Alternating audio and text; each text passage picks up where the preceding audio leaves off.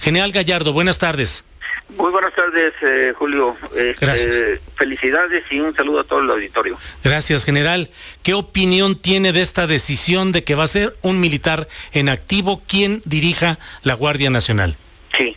Bueno, creo que todos los ciudadanos mexicanos debemos estar preocupados por esta decisión, en virtud de que, como yo comenté en el pasado, que el nombramiento de la Guardia Nacional tal cual está ahora formada, en donde nos quita a los mexicanos el derecho de defender a la patria, violando, quitando algunos artículos de la Constitución, como el artículo 31, fracción tercera, y otros en donde el Congreso Federal, el Congreso General, le quita los controles institucionales al Poder Ejecutivo para manejar a la Fuerza Armada, a la máxima fuerza del país. Bueno, pues queda claro, ¿no? Y digo yo que eso es una traición a la patria, es un fraude a la ley, es una afrenta a la Constitución. ¿Por qué? Porque esa Constitución, que ahora fue reformada, fue protestada por el presidente de la República el día primero de diciembre, cuando tomó posesión.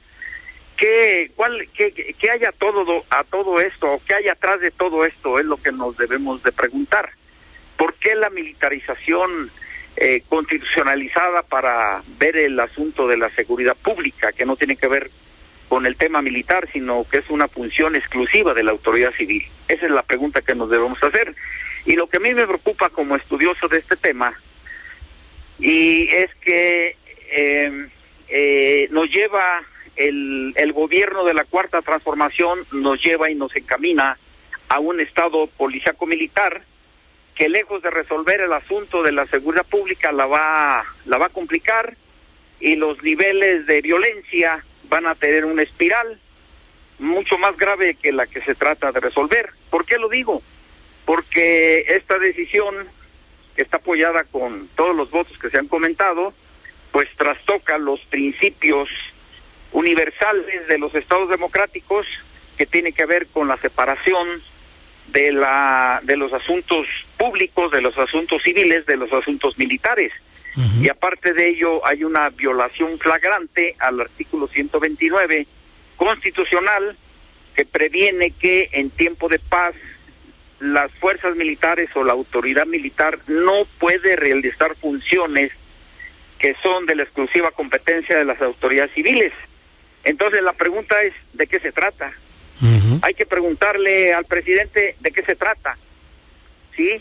Entonces el otro punto es que la urgencia para dirimir el asunto de la inseguridad, la urgencia porque no hay otra solución más que militarizar. Yo digo que sí hay otras soluciones, nada más que hay que ponerse a trabajar.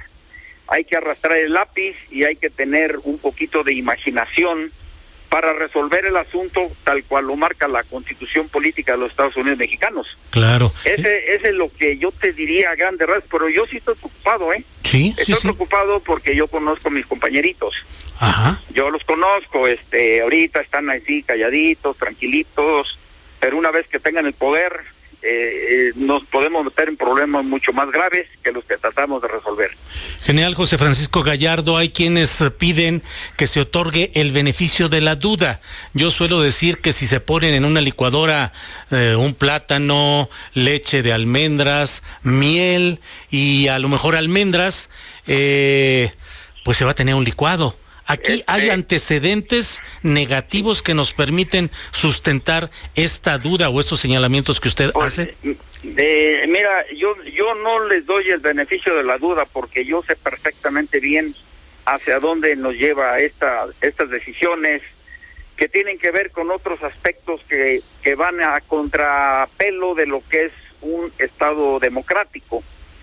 Hay experiencias, por ejemplo, en Centroamérica, y aquí llama la atención porque México participó en los tratados de paz para solucionar los asuntos de paz en Centroamérica, que fue el último escenario de la confrontación de los bloques de un sistema bipolar, ¿no? Sí. Entonces, los reclamos que ha hecho las organizaciones internacionales de derechos humanos, las ONGs, que son fifís o como nos quieran calificar, nos va a dar la razón la historia. Eso es tranquilo, así como nos la dio con Peña Nieto, con Calderón, con la iniciativa Mérida, etcétera, etcétera.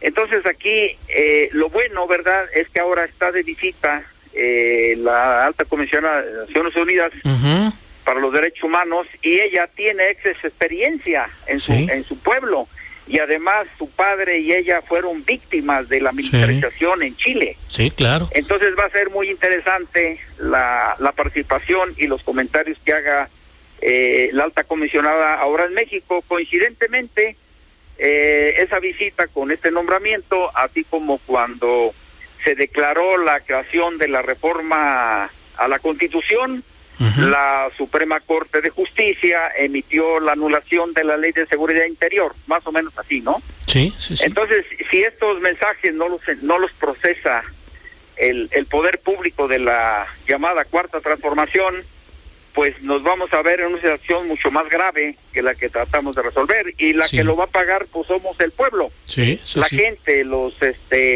yo les he dicho N veces, ¿no?, que el poder público no puede entender porque no han sido víctimas. Yo tengo una experiencia, es conocida por todos, aparte de ello en mi familia hay desaparecidos, hay ejecutados, y yo le quisiera preguntar al licenciado Manuel directamente, ¿usted perdonaría a una persona que ejecutó a un familiar suyo o violó a una de sus hijas o a su esposa? Yo le preguntaría eso. O en el caso concreto, a alguien que por una disposición militar estuve encarcelado 9 años por haber propuesto una reforma al ejército, pues yo no lo perdono.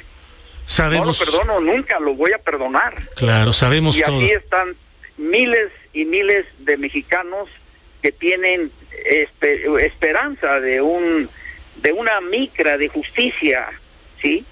Y lo que yo veo va a contranatura, es decir, a los verdugos los nombra encargados de la solución de la paz, pues está medio de la inseguridad, y de la búsqueda de la paz, ¿no? Yo lo veo mal.